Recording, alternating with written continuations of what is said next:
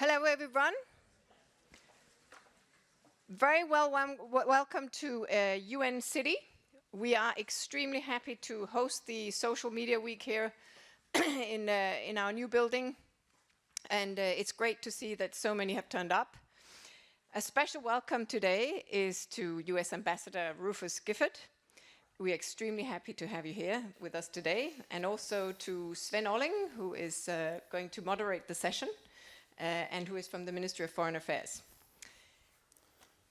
Over the course of the 2 days, we will host a series of interesting lectures and practical workshops with the aim of getting better at utilizing social media in our daily work. Right now, we are gathered here to learn about how President Barack Obama used social media in his efforts to become elected as President of the United States.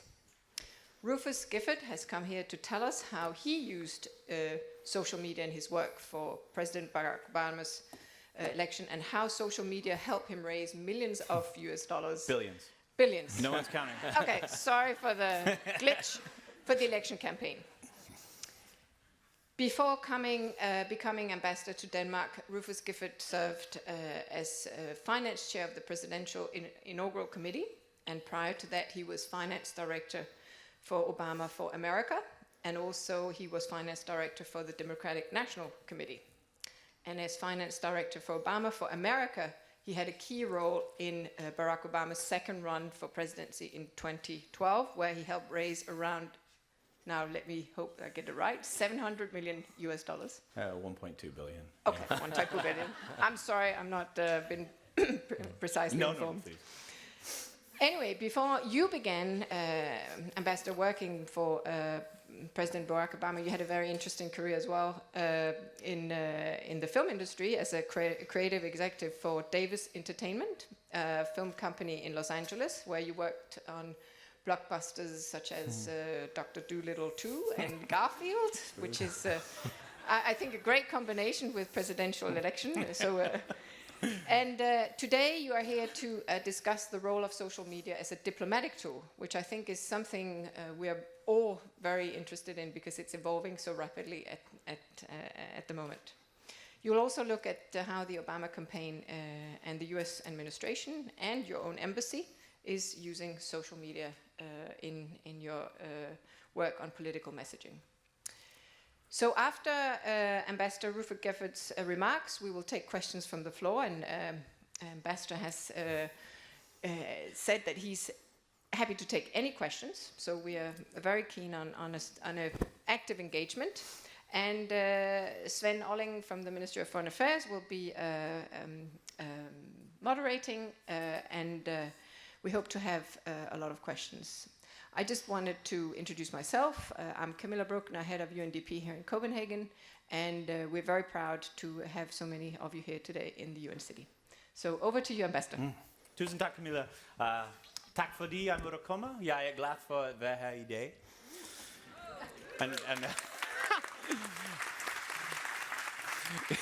You have such low bars for Americans. If we could just introduce ourselves in Danish, it's a good thing, which is nice.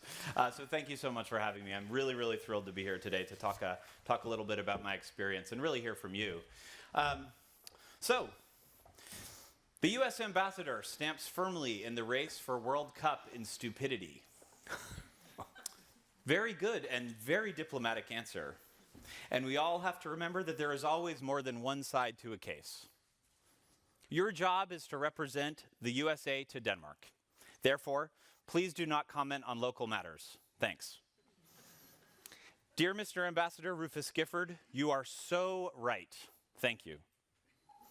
Obama appointed LGBT ambassadors such as Rufus Gifford should keep their brown noses out of sovereign European nations.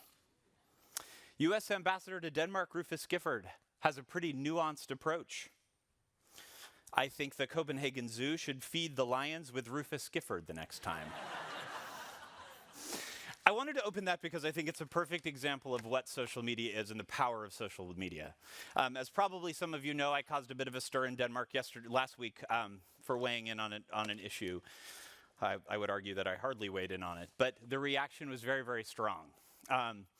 Those frankly, we got lots and lots and lots of feedback.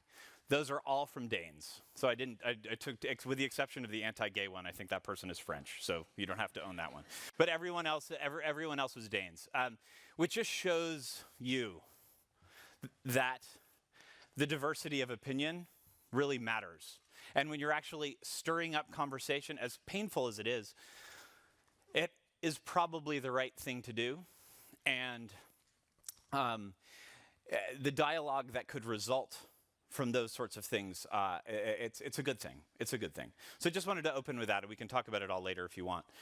So my philosophy as far as social networking is concerned is as follows. What's really interesting is that in a job like this, diplomacy, your job is very, very serious. But you also have to balance fun, because I think we'll look through some examples down the road where every time you try to be too serious, it falls completely flat and people don't care. Whereas if you post pictures of your dog, everybody loves it, which is just so funny. I think it is your job to be provocative. You should be provocative. You should try to inspire debate amongst all people. And I think that's a good thing. Incoming fire, it's good. Sometimes you have to develop a thick skin. I know that I had to develop a thick skin last week because I did not anticipate what was about to come at me. Most things won't work. That's okay. Just keep trying. As I said before, ask questions, encourage debate, and just don't be afraid.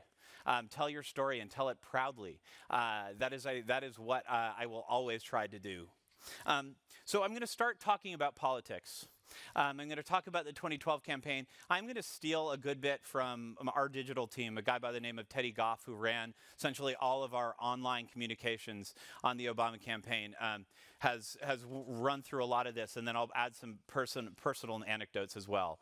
The challenge: build a $1 billion startup designed to go out of business in 19 months. So that's what, when my campaign manager came up to me in January 2011 and said, in order to re-elect Barack Obama, you need to raise over $1 billion. The Republicans are going to have a war chest that we've never seen before. They're going to use super PACs, which means they're going to have the 7-figure check writers. We don't have those on our side. Figure out how to get it done. That's what I was tasked with, which is not easy, of course. What we know that we needed to do was actually build an army. And you had to do that through social networks were a huge part of that. And also, we considered our email list really part of the social network. So we had an enormous email list which we had to continue to go back to time and time and time again. And there really is a social networking component to that, which I can talk about a little bit later as well. Next question. How are you going to give our people to build the single best experience they can have in the election today? They needed to be personally invested in what they were doing, and not just in the political party. I spent a lot of time with the political parties here, and you're very party-based. You know, you have your, I believe, 8 parties in the Folketing, and your political identity is very tied to your party. Our political parties poll in like the teens. You actually have to sell. That's not really true. Congress polls in the teens. The political parties are a little bit higher, but they're still very, very low. We had to sell Barack Obama. We had to sell the person. We had to sell the man. And that's what sort of our social media strategy was about. And also, of course, his vision. So how do you do that? Don't be lame, which is what they say. And, you know, you have a picture of that's Vince Carter with the basketball there. But it's true. It's like you actually have to use celebrities, use sports, use things that people can connect to. And that's why social networks were so important, because they actually hit people where they live. And it hits people on things like their cell phones and on their personal computers, which feels a little bit more personal and more intimate. So that's what we had to do. This next slide is a Reddit chat that the president did with our digital team. This is the most trafficked event in Reddit history, earning 5.2 million readers on the day of the chat alone. Top trending topic on Twitter. I mean, you can read that yourself, of course. But the coolest part about this, and the reason why it really matters as well, so this is like combining fun. Yes, you're chatting with the president, with doing real work. He tweeted out, or he posted the Gotta Register link. 30,000 Americans registered to vote on the site. That's awesome. That's exactly what we're trying to do. So that's just one example of how we use it. Again, this is just an idea. You never know if it's going to work. You tweet a picture of Barack Obama's chair with a sign there. That's obviously the back of his head, and it says his name. I don't know how clear it is. 63,000 retweets on Twitter, similar stats on Facebook, with just this seat's taken. And I should look at the date on it. It's I can't. I think this was in the summer. I think it was in the late summer. So it was just a random thing that we decided to do one day. But that sort of viral stuff matters. People tweet it, people talk about it. It gets people engaged in the process, and it gives you a brand that you really need. You need to figure out a way to touch people that they haven't been touched before, because they are. We are in a cynical political time, and I think that you're in a somewhat cynical political time here in Denmark as well. And you need to touch people beyond the cynicism. And part of that is laughter. Part of that is fun. And then, so inform and inspire. So this is an incredibly important part of it. And this is where you balance the fun with the actual substance. Because the heroic part of Barack Obama's presidency, and sometimes in all of the negative debates that we have sort of over the course of the fall, I got here, and ever since I've been here, obviously topics, very, very heavy and intense topics like Syria and the NSA and political instability, the Obamacare website crash, etc. These are all very intense and very troubling times. Lots of people are talking about how the U.S. is fading. Of course, I challenge that assumption aggressively. But then you have to step back and think about what's happening, what we did, and when we elected Barack Obama.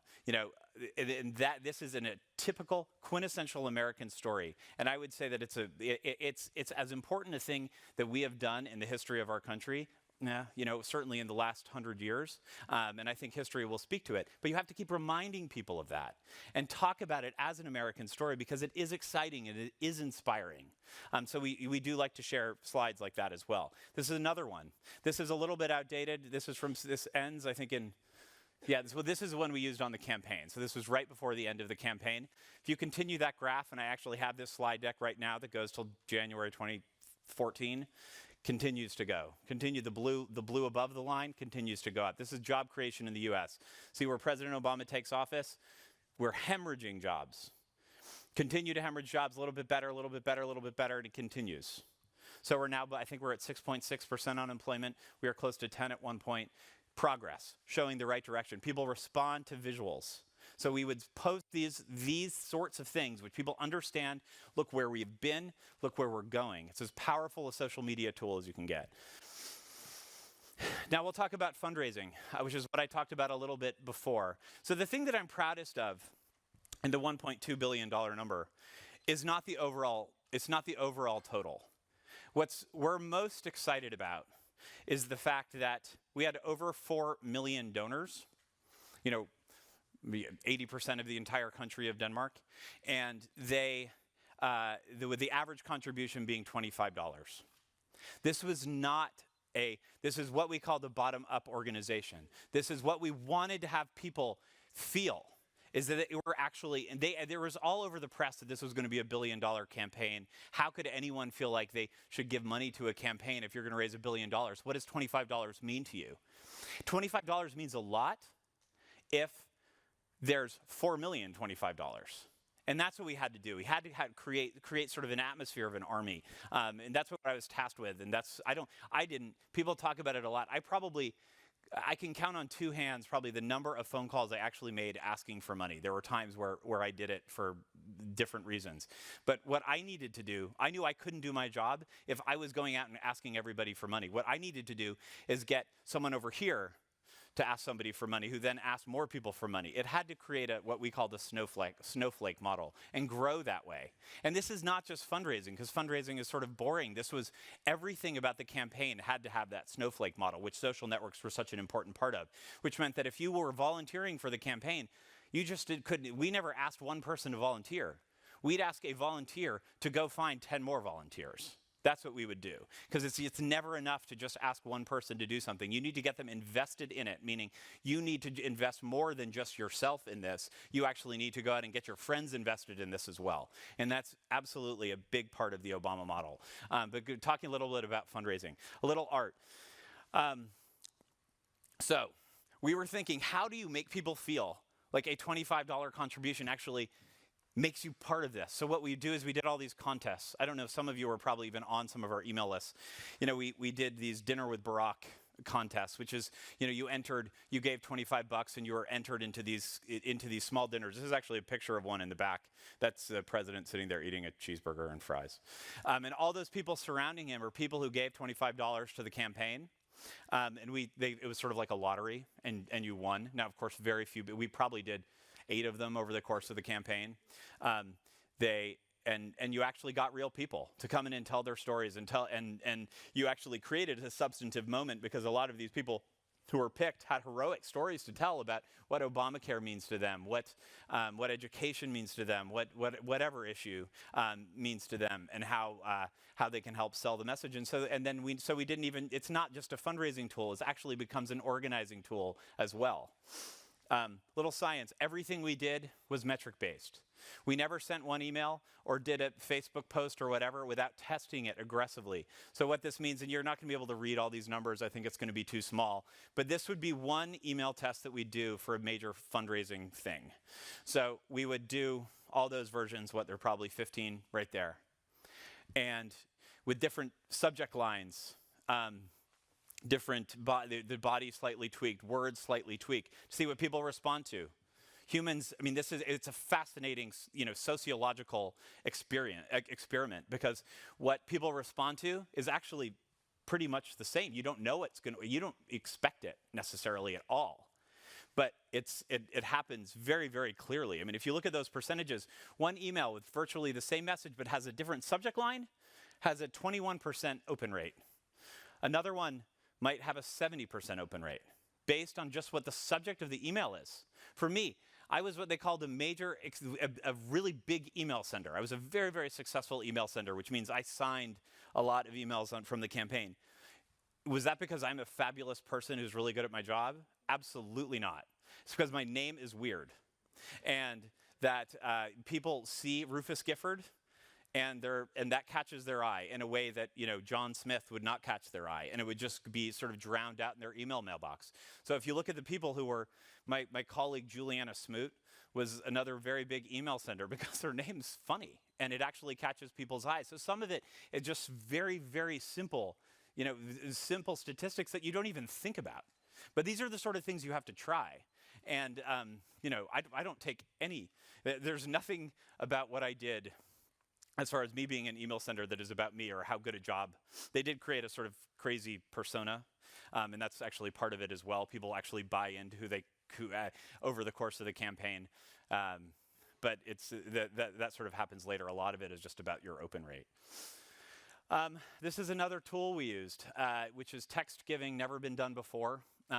Fundraising is a big deal in the US. I know it's not much of a big deal in Denmark. And I should say this too, contrary to popular opinion, I know your political parties actually do take corporate money. We are not allowed to take corporate money in federal campaigns.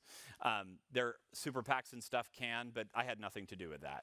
So we actually had to raise all of our money from individual people with limits. So this is a text giving. This is the first time we'd ever done, and frankly, we didn't raise tons of money on it, but it's a good sort of interesting technological message that we can actually do it in a more sophisticated way. People used to write checks, mail them to the campaign. Now you can actually text 10 to a number on your cell phone. It actually contributes to the campaign. We had to be ahead of the game is the answer in the end. We had to think about things in ways that had never been thought about before. So, our campaign manager often said that, in 2008, the first campaign was this groundbreaking social networking, fundraising genius. Twitter barely existed. I think there were something like 4 tweets that were tweeted the entire 2008 campaign, and most of those were around Election Day. Twitter, of course, dominated the 2012 campaign, especially as it related to the media. And I think that's sort of true in Denmark, too. Twitter is still a very kind of media-specific forum, different than Facebook, which is a little bit more, personal, as you know. So we constantly had to think about it that way. The other thing with Twitter that I will say before I move on to the diplomatic stuff, and then very eager to take all your questions, we wanted to engage the entire campaign in Twitter, meaning anyone who had a sort of fairly significant Twitter base, which was at the time probably north of 100, 200, 300 Twitter followers, which was, a significant number of us who'd been involved. It wasn't just about Barack Obama tweeting. Who everyone knows, Barack Obama's not sitting there at the White House tweeting, of course. There are people doing it on his behalf. But it was very important for the campaign to mobilize all of the campaign sort of apparatus to deliver the same message. So if there was some major speech on education, and I don't even know if this ever happened, but a major speech on education, which we wanted to highlight as part of our messaging, or a good example is the jobs chart that I showed a little bit earlier. What the campaign would do is they would send it out to the Twitter list, being like, tweet this out now, post it now, share it as much and as aggressively as you can.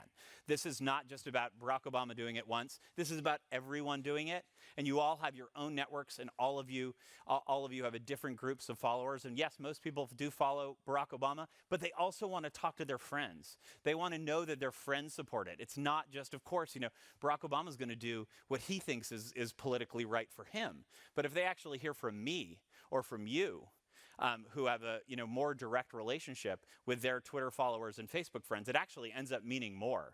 We know that we got more volunteers, raised more money, got more votes, etc., because people actually talked to their friends, physically talked to them, and posted and tweeted and all the rest of it. So it really does matter. And in the interest of time, so we have plenty of time. Oh gosh. So we have plenty of time for questions at the end. I'm just going to talk briefly about diplomacy. And this sort of slide speaks it all. Social networks and diplomacy. So I have to give a huge shout out to Sophie and Renee, who are sitting in the second row right here. So when I first got to Copenhagen almost 6 months ago, we sat down with interns at the embassy at the time. And because I was frustrated and uninspired by our social media strategy, generally. I mean, we've done some great work, but it had never been sort of focused. It had never really been developed in a way that I thought we needed to modernize and engage more people. So Sophie and Renee, and with the help of our public diplomacy staff, actually went out and talked to young Danes about what they want to see from the embassy. How do you engage people? How do you engage young people? One of my huge projects is to try to get young people invested in the diplomatic process and invested in Western ideas, American ideas, etc., in a way that they probably haven't been before. Because let's face it, the U.S. government is sort of boring. It's a big, huge, massive bureaucracy. And that is not sexy for young people. So how do you reach out to them? How do you get them caring and talking about what you're doing every day, which actually really does affect their life? So this is what we are trying to figure out. I do not have the answer. So what I'm going to do is show you, some of them are kind of funny. What we have tried so much over the course of the last several months.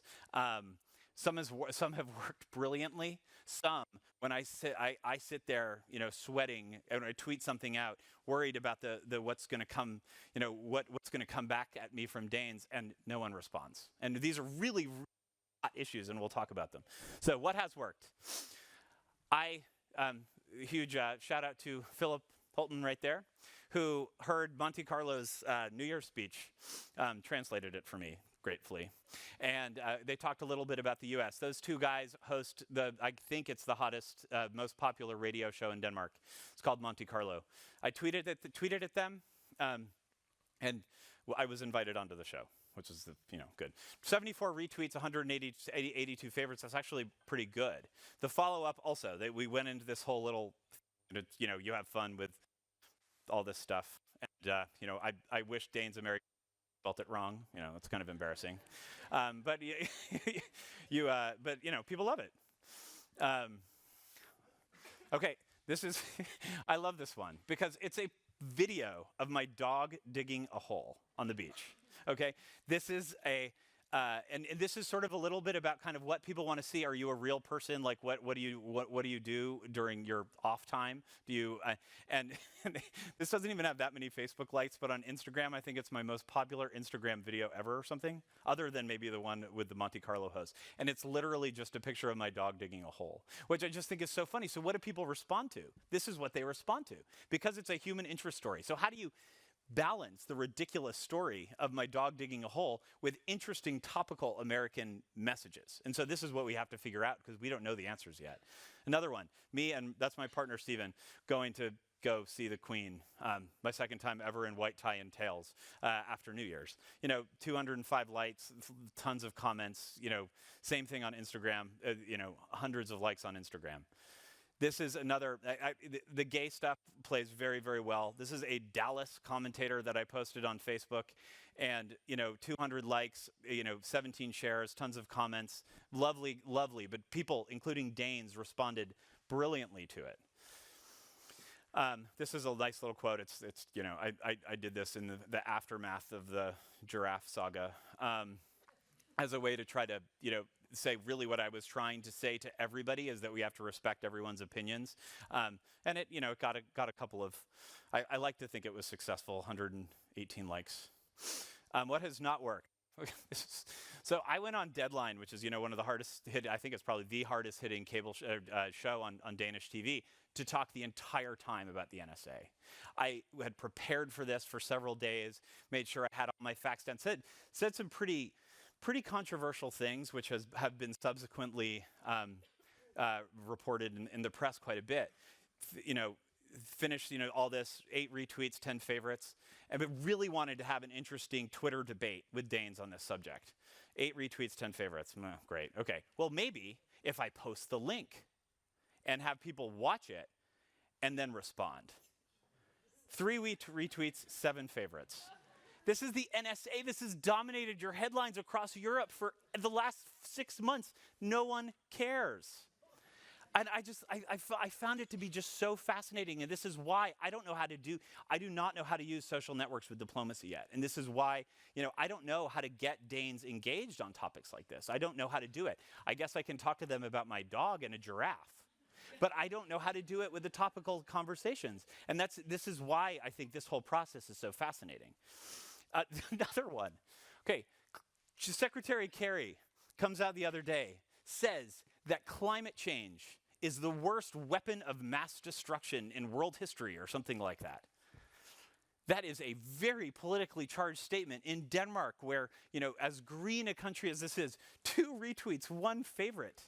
I can't get Danes to talk to me about climate change. Like this is, we're the great polluter, right? I mean, the US is the great polluter. Don't we want to talk about this? No, apparently not.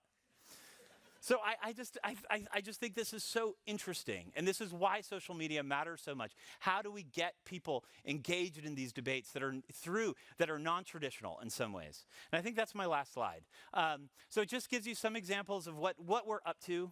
I'm really eager to hear from you. I'm not afraid of answering any questions. I'll tell you exactly how I feel. That's how I am, and I will be honest. So. Yeah, feel free. My old life, my new life, anything's on the table.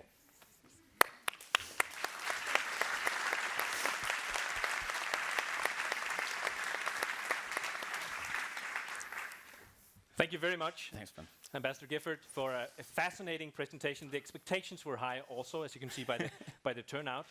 There was a first for me, though. It is the first time ever I have heard an ambassador state publicly, we need to be more provocative. That is a new thing for me. I know.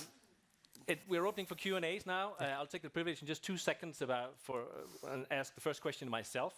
A few rules of the game. The ambassador has assured us that nothing is out of topic, nothing is too far out of topic. There isn't anybody in the audience the ambassador spotted that he didn't want to take questions from, so feel free. But rules of the game, there are just 2 rules. Number 1, you state your name and where you're from, your association, your organization, whom you're representing. And number 2, please be brief. This is a question session, not a statement session. If not, I will cut you off. So try to stay with 1 sentence. So while you prepare your brilliant questions for the ambassador, I'll take the privilege of asking the first one, which has to do with your stated need to be provocative. I just love that. I'm going to take that home with me, because it's not the way we do business in the Danish Foreign Ministry currently. But you also said you need to be bold, you need to get people's attention when you work on social media. But aren't there some topics, some areas where you have to be so careful as a diplomat, as an ambassador, that you say, these are out of bounds, I don't want to touch them on social media? Oh, absolutely. I think that, you know, I will say this, I always have to be within U.S. policy. I'm not going to go off on, I'm not going to just spew my own opinion on something that's going to be counter to U.S. policy. But what I do think is really important, and I'll make this observation too, I think that older Danes have a fondness for the U.S. That is palpable, you know, that dates back to the Second World War. I think their kids, meaning sort of people who are 35 and older, have that same real fondness. I think younger Danes, meaning a lot of people in this room, don't necessarily have that same, or coming off of the Bush administration, which I think there's a ton of European skepticism. And we have to talk to kind of the younger generation, meaning people who are under 35, and really convince them that US foreign policy, which is really Danish foreign policy as well, is actually a good thing for the world. And I do think in order to do that, you have to be a little provocative. You actually have to challenge people's assumptions and not, and bring up tough issues. You know, you will never see me shying away from a conversation about things like, you know, drones or Syria or Israel-Palestine. I think that this is actually a bold chapter in U.S. foreign policy, and I want to talk about it, and I want to talk about the U.S. position. I think it's an important thing to do because I do want to talk to Danes about it. Thank you very much. Let's open the floor for the first bold questions. Please remember to state where you're from, your name, and stay brief. We'll have the gentleman right here. Yeah, thank you. Hello, my name is John O'Doherty, and I'm a speechwriter at the European Environment Agency downtown. Just reflecting on your comment that some of your tweets have had no responses and you don't know how to do public diplomacy on social media versus your obvious success in fundraising. Could it be that just the messages and the goals in diplomacy are so much more nuanced, they're so much messier, there's so much more going on, whereas your achievements in the 2012 campaign, you know, significant as they are, were actually for a very, very simple goal, which is to get the guy who's currently in the White House re-elected. And that's it. And very, very, very simple goals can be easily communicated, and perhaps you can do a lot more with them. Is it the case that just certain issues aren't suitable for social media because they're too complex and you just can't scale them, you can't do the same things with them because they're too messy? Yeah, I think that's, you know what, I think that's probably true. I do. But I also think that I will, as I said earlier, I'll never stop trying to create a narrative that actually is something that people can engage on. I really do want to have that debate, and I mean, that's why I'm excited to be here, and it truly is, because I'm excited to hear from you and what your thoughts are. But I think that's right. I mean, it's very hard to have a conversation in 140 characters about Syria. I completely understand that. But you know, I also I feel like there is a way to address it at least, and I will continue to try to figure out ways that we can. Have the lady right there. Hi, my name is Senar Luque. I'm working for UNOPS here at the university. And I would like to know if you have any strategy regarding the critics that you receive. Like, you were looking for foundation, you were looking for retweets, and the people that were commenting on the things that you posted, but do you have any strategy when they critique you? And do I have any studies? No, strategy. Oh, strategies. About how to respond to those that don't think the same way you do. And yeah, you know, I first of all, I will always try to, I will never judge. So I don't want to, I will respond to critics if I feel like they're off base. But I don't want to, my goal is never to tell someone else that they're wrong. What my goal will always be to try to educate them on the American position, or to try to advocate for my position. It's never going to be, you will never see, and you could even read my Facebook post from last week, you will never see me Well, I never want to say never, but truthfully, I mean, it's, that would be a stupid thing to do. But as far as, you know, as far as someone's educated, you know, intelligent opinion, you will never see me condemn that. So you do address them, like you do respond. I try. I mean, if you looked at my Twitter feed right now, the 7 responses I got on the NSA deadline speech, I responded to each one of them. And, you know, a couple of them were asking me really tough questions about Edward Snowden. I said on the interview that I think that actually there is a good chance that if he is tried in the US that he could be acquitted, which I still believe.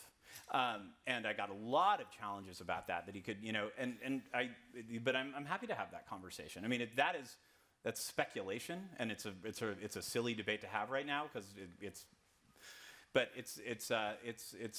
worth talking about because I was asked about it. Thank you. Yeah. We'll have the gentleman with the cap up 2 rows in the front. My name's Scott Hill. I'm one of the founders of Mobile Monday Network here in Denmark. And welcome to Denmark, Mr. Ambassador. This is a conference on social media, and the Danish government thinks that they can save a lot of money on healthcare and social services by a massive investment in social media. Now, I know the United States and many other European countries have the same ideas. You know, increasing number of elderly people, increasing health costs, financial crisis, we need to save money. How can we do this using social media? Any thoughts of how the Danish government can implement this policy and actually help healthcare and social services? Oh boy, it's such I'm not certain that the U.S. could. This is where I'll be honest and I'll always be a bit self-critical. But our healthcare system is not something I'm going to. I think it's actually moving in the right direction, but I wouldn't say that our healthcare system is something to be envied. So how you would use the one thing I actually don't, the premise of your question, the beginning, how the Danish government is going to use social networks to minimize healthcare costs, I actually don't know anything about that, and so I'd love to hear more about it, truthfully. You know, as far as what the U.S. government can do, I mean, I think we're always trying to be slightly more tech savvy. Obviously, sign-ups online. I mean, you saw. I mean, another sad thing that happened this fall, of course, is the Obamacare website, which is not really social media, but at least is sort of a technologically savvy way for people to sign up and get all their choices that are specific to them and in their home state and all the rest. That didn't work all that well. So for me to stand up. So, obviously it's getting better, but for me to stand up here and offer Dane's advice about healthcare is probably wouldn't be the smartest thing. Wait, but you still appreciate the question on anything? Oh, without a doubt. Great, yes, I love it. And I actually am interested in hearing more about the Danish government. The lady in red here over here. I'm Anestina Rosander, and I'm primary cancer patient at the moment. You briefly touched the subject about engaging young people in politics and diplomacy. I think that's a huge thing, and not something that you can do overnight. How? Yeah, gosh, help me. Honestly, I will do. I mean, I'm going to do this, and this is obvious though, because all ambassadors do this. I will go to as many universities and gymnasiums and whatnot over my time here as I can. And to have these conversations. The problem is that's sort of an intellectual conversation. My Twitter numbers and my Instagram numbers, when I went on that Monte Carlo show, my Instagram following quadrupled over the span of like the few weeks because of them. So it's not just about what you do, it's about who you are associating yourself with as well, what kind of media you're engaging with. It's a big question for us. And it's not always going to be successful. I mean, I can also tell you that, you know, I can't even tell you how many more Facebook followers, not friends, but followers I have after the Facebook post last week. Now, I don't know that that's a good thing or a bad thing, honestly, but I do know that more people are paying attention to what I say, whether they hate me or not. And in the end, I think it's probably good to have people's attention. And I will do what I can in a way that's, and I will never be, I shouldn't say this, like we use the word provocative, and I will always try to be a little provocative, but it's never going to, I hope I will, I actually thought, this is my opinion, that my Facebook post last week was one of the least provocative things that I've done. I was entirely blown. I was surprised by the reaction I got. I was trying to sort of say, everyone in the U.S. calm down. Yes, I know we feel this way. Everyone in the U.S. calm down. Let's respect each other and take a deep breath. And the reaction was not that.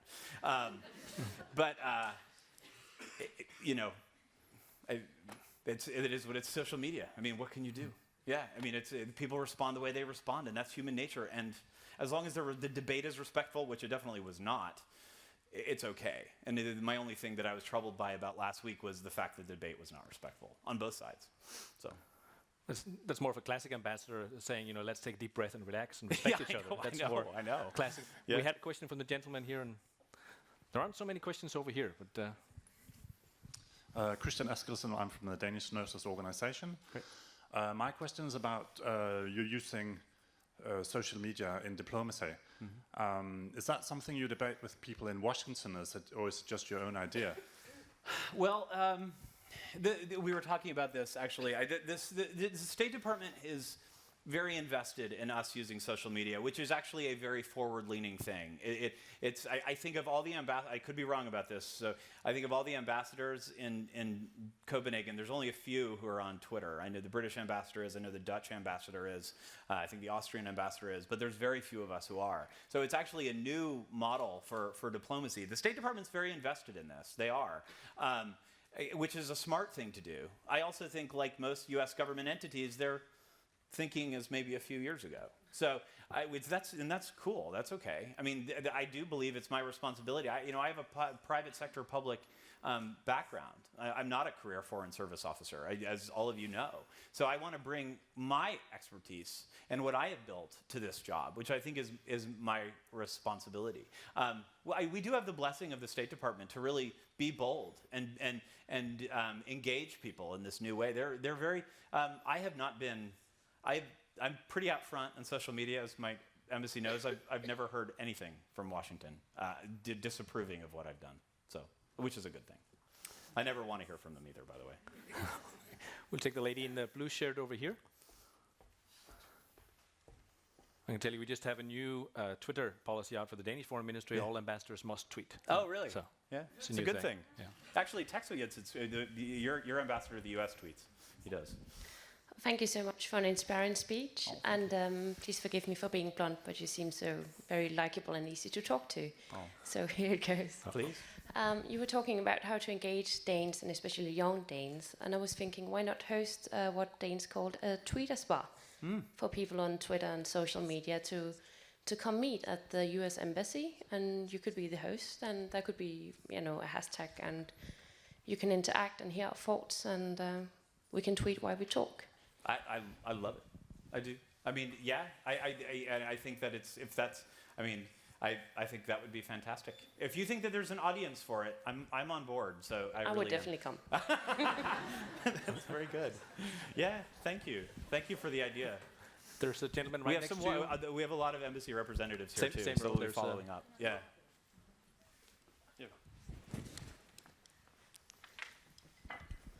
Thank you. My name is Nikolai Sondergaard from Roskilde University, and I've got a question about the democratic process. Mm-hmm. So I have been talking to some American friends, and it's all over Europe really, but also, of course, in the United States, a lot of young people are disillusioned about the democratic process. And I was wondering if you had any ideas about how social networking could help create a more flat, voting structure, democratic structure, where people felt more engaged, rather than just up and down, where people feel like they're responding to propositions from the politicians or from the media bureaus, where it's more like engaged, where young people actually, because right now young people feel like they're not really making a difference, or not really being heard anyway, even though they're commenting on the social networks. Yeah. So I just wanted your thoughts on that. No, it's good. I think it's truly, if we can answer that question, it would be the best thing in the world. I do think the Obama campaign did a better job probably than any campaign has, at least in modern history, about engaging and mobilizing young people. And that is, and largely through not largely, but certainly social networks being a huge part of that. There's no doubt that there's disillusionment in the democratic process. I probably around the world. I know that even in Denmark, voter turnout is down a little bit from where it's been historically. We struggle with voter turnout in a major way in the U.S. So look, old things don't work, and I think that that's sort of what I shouldn't say that because sometimes it does, but you have to continue to rethink your strategy, and because people are more, and I'm right there with you half the time, are far more ADD, attention deficit disorder people than they used to be. You have to work harder to get their attention. And that is, where, in the US, we used to have 3 networks. So if you broadcast on those 3 networks, that's all you needed to do. Everybody was watching. Now, people don't watch, some people watch the big networks, of course they do, but there's, 8,000 cable channels. People watch everything online. You have Netflix and Hulu Plus and all the rest. I mean, you can't, TV advertising, not what it's going to be. So what do? You have to use things like social networks where you hit people, as I was saying earlier, on their iPhones, on their smartphones, on their, and that's, it will, hopefully will matter. And I'll also say this, what's going to happen in 2016, whoever the candidates are in 2016 are going to look at our strategy like it was, Nixon's strategy in '72. And because it's going to be so outdated. And it will be outdated, but that's okay, It's, as long as they can keep up with the times, it's a good thing. Right here in front. I'm Lene Løvsal from the Commune of Copenhagen. You told us that you went out to talk to young people to ask them how they could get engaged in the social media. What did they answer? It's very interesting. Or you mean how? The question really was how would they want to be engaged with us? So what can we do to engage them? And I mean, I think, and Sophie and Renee, please speak up if you think the findings were other than this. They were very interested in sort of humanizing the embassy. There was interest in sort of like me telling my story and what I bring, because just like sort of the president, that it's there's interest in sort of creating understanding who sort of works behind that hideously ugly building on Dag Hammarskjöld Alley. It's behind those gates and that. And so I think that's a big part of it. There's what else sort of were the big, Instagram was a bit, sort of the visuals, the pictures, sharing photos from events that were sort of fun but also kind of substantive. That certainly was a takeaway for me. Facebook still being the kind of primary mode of social media interaction throughout Denmark. Thinking about the ways we can use both the embassy website as well as my personal pages in order to sell our messaging, and because they can actually be sort of separate. Anything that I'm missing, guys? Just trying to turn political issues into what's in it for them. Yeah. Trying to reach them at their level. Yeah. To make them understand what's in it for them. You take TTIP, for instance. That's the US-EU free trade agreement, which if I posted on it on Twitter right now would get 0 likes and 0 retweets. But how do you make that cool? Yeah, exactly. Yeah. I'm going to take the moderator's privilege once again and interject a question. I have 1,000 questions. I hope you like the discipline, and I'm only asking a few. Here's one more. When I engage my own system, the foreign ministry say we need more funds for using social media at our embassies abroad, they always will say, well, how do you know it's working? What are you trying to achieve? How do you measure it? And how can you prove to us that it's actually working? Are you looking at that? Because you showed us some of the measures with the tweets you were making. What were the responses on that? But what are you really trying to achieve, and how do you gauge it? Gosh, it's really interesting because there's a science behind it that I'm not. If you talk to our analytics people on the campaign, they could answer this in a much smarter way than I can. They truly can. I think so much of this is so unscientific. It's a gut feeling in some ways.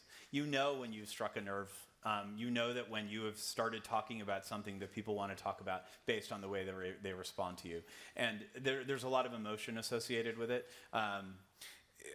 One of the reasons why, for example, like gay issues, I probably have a much larger sort of gay follower base than a typical typical ambassador would. That's a very emotional issue for, and I think that tends to be something that people respond to, and you can sort of feel it based on the responses you get, and the thank yous you get. So like when you tweet something and someone says, thank you so much for sharing this, or this is exactly what I've been thinking, for months, but this is the first time I've read it. That's the kind of feedback you get, where you're like, okay, this is an interesting story you tell, even if it's angry, even if it's please, how can you say this when you are when the humanitarian crisis in Syria is getting so much worse? That debate is also okay as well, because you know that people are paying attention and people want to have a conversation about whatever you said struck a nerve. And I think when it does strike a nerve, it's a good thing. I don't think there are going to be examples where we want to be more neutral, of course. But I think in general, to any time you are drumming up conversation, as long as it's coming from the heart and not mean-spirited and not judgmental, then I think it's a good thing. So it's about convincing people about the American position, basically. Well, I mean, that is my job. Yeah, but there's no doubt about that. But I won't shy away from that. But it's but doing it in a way that's thoughtful and respectful. I think, and listening to other people's ideas. I mean, my country's not perfect, and I know that. I mean, we have a very, very long history, and I love my country, and I'm very proud of it. But I have no problem accepting our challenges. Over here. Rodwan Suleiman. I'm a community organizer. I know another community organizer. Thank you. As a young Isnigdan, the way you talk to us, like we are homo conscious community. I'm sorry, what community? Homo conscious community. We are right now moving to hyper complex community. My question for you, as young, we can see that is your foreign policy forward Syria and another country is not change its course. Could a campaign by President Obama, he come here face-to-face communication with this young Dan here, play basketball in street Mecca, for example, could change this course of miscommunication? Could play basketball in Syria? Yeah. I think you're seeing an aggressive. I think you're seeing a change in American foreign policy as it relates to, most of what's going on in the Middle East right now, whether it's Israel, Palestine, Iran, or Syria, which I think is a good development. I think that particular example would be an impossible thing to get done. For a variety of different reasons. Unfortunately, I think it's unrealistic considering the climate that exists right now.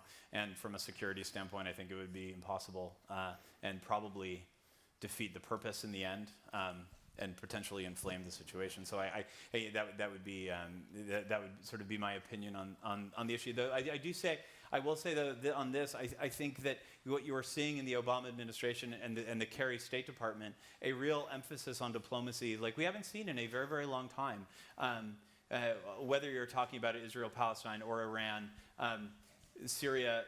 I think you're seeing it in Syria as well. That doesn't mean that we don't have huge hurdles to overcome. We do in all of those situations, and we have to be incredibly skeptical, while at the same time I think we're somewhat optimistic about where we are. And that's our job, I think, to be skeptical in these sorts of situations. I do think that this Obama foreign policy is a different sort of American foreign policy. Okay, we're running out of time, so I'll take two more questions. We have one from the very back over here, and then one in the front, and then we have to close the floor after that. Thank you. Hi, my name is Noemi. I'm from University of Copenhagen, and I was intern at the Brazilian embassy here in Copenhagen.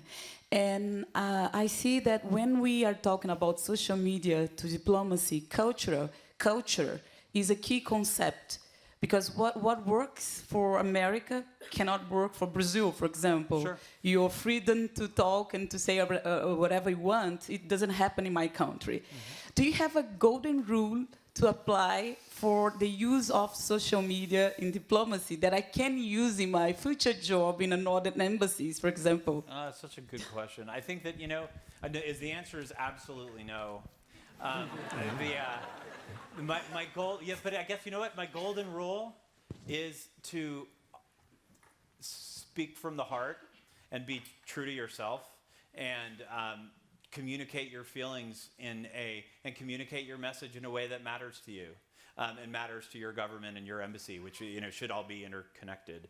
I think that's really my only golden rule, because I will say this: you should never send out any sort of social network message in any sort of emotional way, because that will be a huge mistake, because you'll say something you regret and it's out there forever.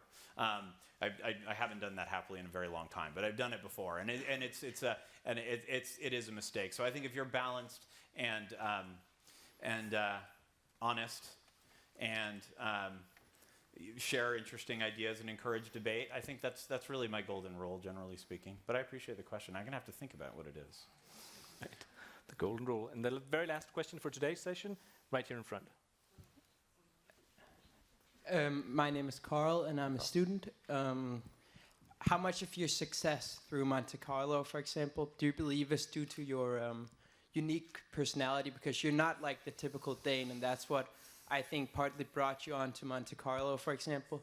And do you try, because of this, to stay or not become a typical Dane, or how much do you try to just stay as an American, if you understand?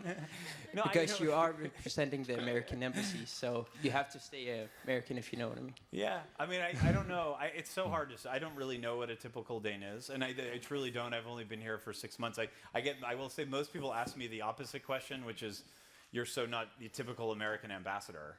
So is that what you're trying to highlight? I don't really think I try to highlight either. I go back to I care a lot about what I do, and my life is my work, and my work is my life, and for better or worse, that's just the way I'm wired. So I have to share. Part of me, and part of this job in diplomacy, and even really part of my old job in the Obama campaign is trying to explain where I come from, what my priorities are, and what my government's priorities are. And I feel like I'm repeating myself, but I just try to do that in as honest way. And it's taken me 39 years to figure out exactly what I want to be, what I want to say, and it's still changing every day. I still question myself every day. I don't know that I certainly don't always believe that I'm right, but I think that's a I don't know. I think I just want to come across the way I want to be as honest as I can be and come across the way that I am. So, and I think if I do that, then you'll be successful in these various media. Thank you very much. Thanks, Fun. Ambassador. Yeah. Thank you, guys. Thank you so much. Really appreciate it.